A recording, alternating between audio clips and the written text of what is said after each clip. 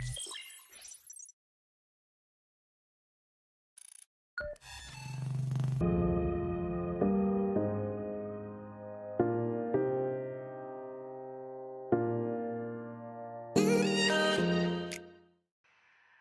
Assalamualaikum warahmatullahi wabarakatuh. Bertemu lagi dengan saya Alicia dalam mata kuliah Statistika. Nah, dalam video kali ini saya akan membahas tentang estimasi parameter.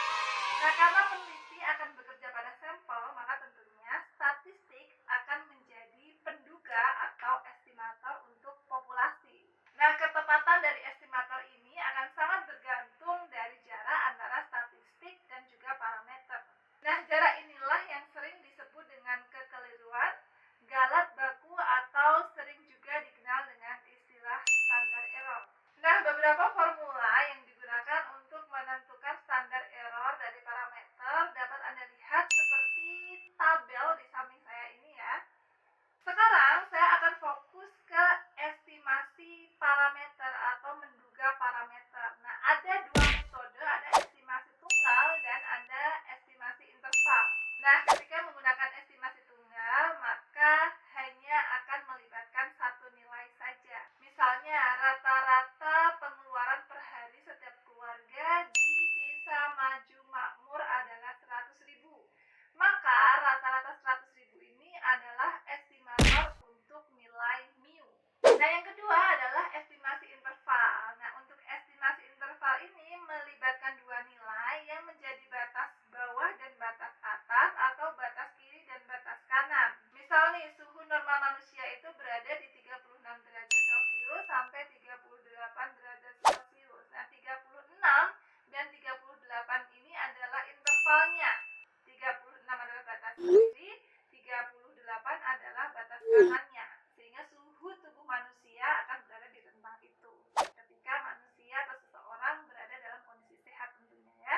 Nah, untuk estimasi interval itu dibedakan lagi menjadi dua ya. Untuk penggunaan formulanya ada estimasi interval dengan jumlah sampel besar, yaitu ketika N-nya lebih besar atau sama dengan 30, dan ketika menggunakan sampel berukuran kecil atau di bawah 30. Sebagai contoh adalah estimasi untuk rata-rata ya. Nah, rumusnya bisa Anda lihat seperti gambar di samping, bagaimana ketika sampelnya berukuran besar dan ketika sampelnya berukuran kecil.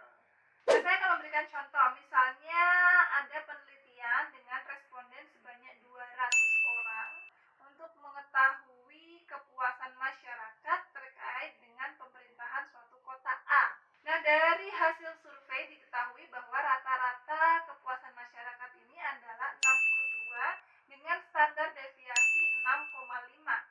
Maka untuk mengestimasi dengan interval kepercayaan 95% terkait kepuasan masyarakat terhadap pemerintah kota A ini dapat dilakukan perhitungan sebagai berikut ya. Anda simak di sebelah kanan ini, Anda sudah diberi informasi tentang jumlah responden yaitu sebanyak 200 orang. Lalu rata-ratanya tadi adalah 65, standar deviasinya adalah 5,6. Kemudian alfanya adalah 5%, sehingga Anda mendapatkan alfa per 2 adalah 2,5%.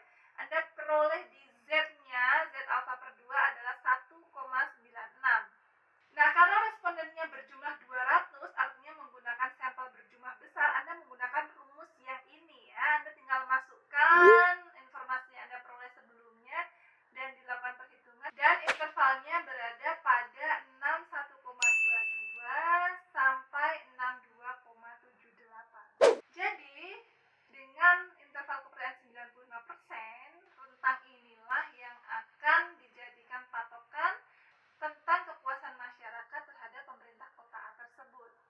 Nah, selanjutnya bagi Anda yang sudah tidak asing dengan SPSS, program ini juga dapat digunakan untuk membantu Anda menyelesaikan persoalan tentang metode estimasi ini ya, estimasi interval. Berikut akan saya simulasikan untuk Anda dengan menggunakan contoh soal yang berbeda.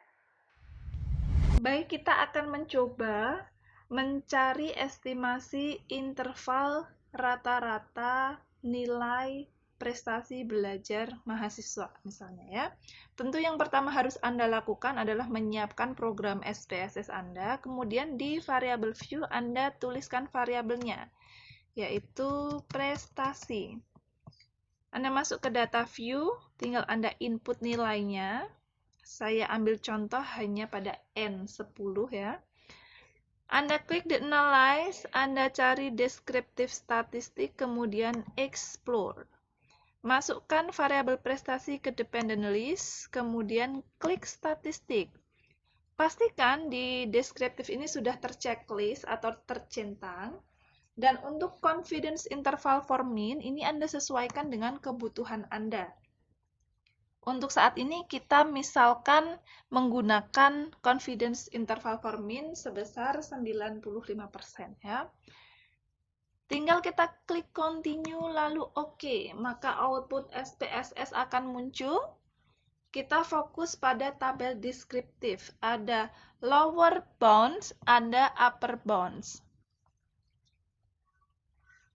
Nah, dari tabel ini kita bisa membaca bahwa rata-rata nilai prestasi belajar matematika mahasiswa pada taraf interval kepercayaan 95% akan berada di antara 75,4 sekian sampai 85,11 sekian.